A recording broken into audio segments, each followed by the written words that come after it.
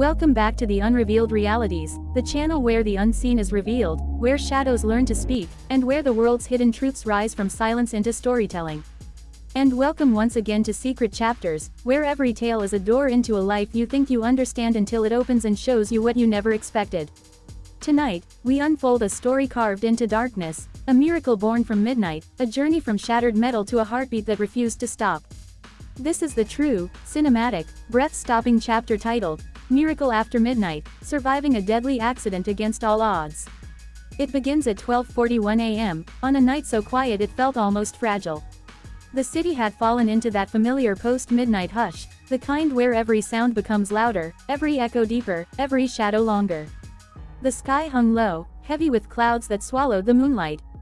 Empty roads stretched like abandoned rails, and the soft glow of street lamps flickered as if they were tired of holding back the darkness.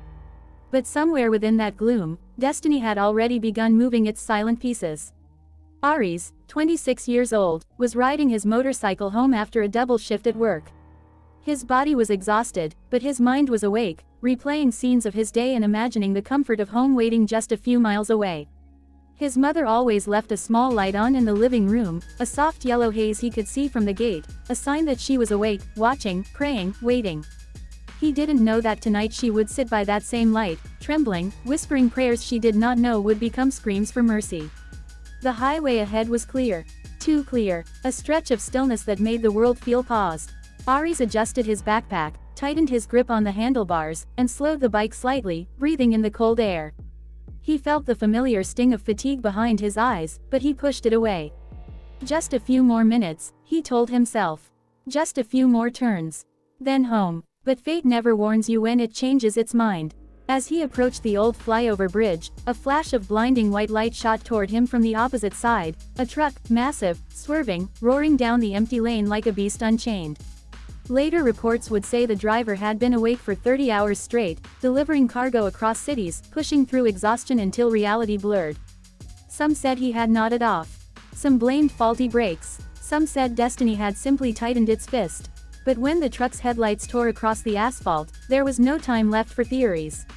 Instinct made Aries hit the brakes. Fear made his heart leap to his throat. But physics is cruel. Speed, distance, impact, they do not bargain. The collision was instant, violent, bone-shattering. Aries's body launched into the air like a ragdoll caught in a storm. He felt his helmet slam against the asphalt, heard the crack of something, maybe his ribs, maybe the bike frame, maybe fate itself. He rolled across the road, his body scraping against the harsh surface as sparks flew from the metal parts skidding alongside him. For a moment, everything turned silent. A moment with no sound, no breath, no time, as if the world itself froze to decide whether this was a life ending or a miracle beginning. When Aries opened his eyes, he couldn't focus. The world swayed like a ship in a storm. His arms felt numb, his legs refused to move. His breaths came in sharp, broken gasps, each one harder than the last. He tasted blood leaking from his split lip. He saw the sky spinning above him, the streetlights warping, the ground cold under his cheek. Pain surged through him like fire. He tried to speak, but only a whimper escaped. It would have taken only minutes for blood loss to do what impact had not finished. Minutes for darkness to close around him for good.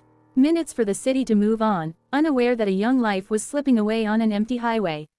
But destiny had sent him an angel disguised as a stranger.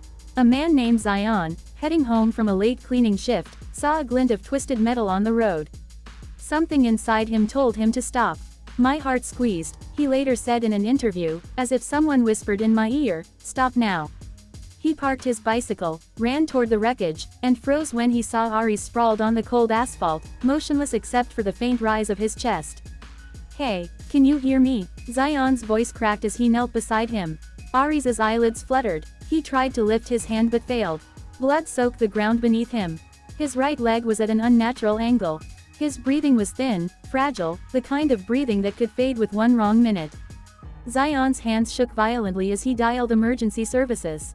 He kept his palm on Aries's chest, feeling the weak thump of a heart refusing to stop. Stay with me, brother, he whispered again and again, as if his voice alone could stitch the boy's soul to his body. He placed his jacket under Aries's head, pressed his hand against the bleeding wound on his arm, and screamed at the empty road, someone help. Anyone. No one came. Midnight doesn't send crowds, but the ambulance did. The wail of sirens cut through the stillness like a blade. Paramedics rushed out, took one look at the scene, and sprang into motion. They checked his pulse, weak. His breathing, irregular. His blood pressure, dropping fast. They strapped him to a stretcher, securing neck braces, connecting oxygen, placing pressure on wounds. The ambulance doors slammed shut. The journey to the hospital began. Inside, one of the paramedics leaned close to Ari's ear and whispered, "You're young. Fight. Don't let go." Later she said she didn't know why she spoke those words, they just came. It was instinct, hope, something deeper.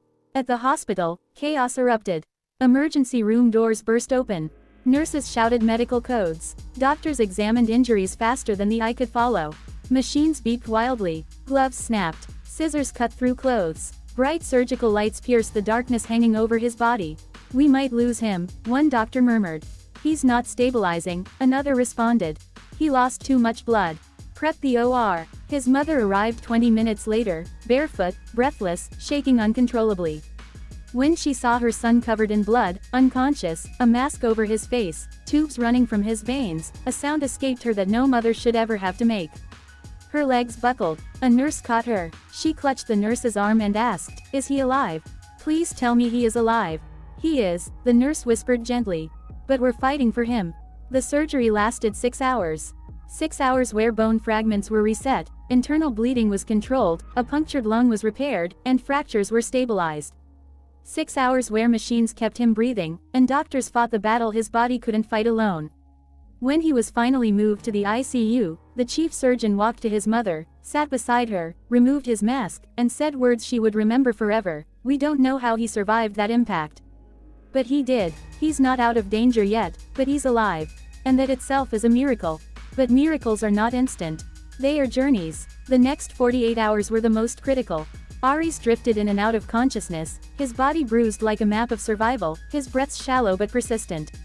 Machines hummed beside him, monitors, ventilators, IV lines. A symphony of fragile life. Every few hours, nurses checked his vitals. His mother held his hand, whispering prayers into the silence. Doctors prepared her gently for possible complications, organ failure, infection, neurological damage. But she refused to let fear consume her. She sat by his bedside, stroking his hair, telling him stories from his childhood, reminding him of promises he once made, to take her to the beach, to buy her a house, to live a good, long life. And somewhere deep inside the labyrinth of pain, her voice found him. On the morning of the third day, just as dawn painted the sky with pale gold, Aris moved his fingers. Barely, softly, slowly, but he moved. A nurse saw it and gasped. She rushed to his mother, who burst into tears so suddenly and so violently that her sobs filled the room like a flood breaking through a dam. Doctors rushed in. They examined him. They monitored his brain response. They checked his reflexes. And then the miracle deepened. Aris opened his eyes. Just a sliver, just a crack, but enough to let the world in again. For days, he spoke little. His voice was rough, thin, fragile like glass. He asked only one question at first: "Am I alive?" His mother nodded through tears. "Yes, you are alive because God still needs you here." Over the next weeks, Aris began to relearn his own body, how to move his fingers, how to bend his knee, how to speak without wincing.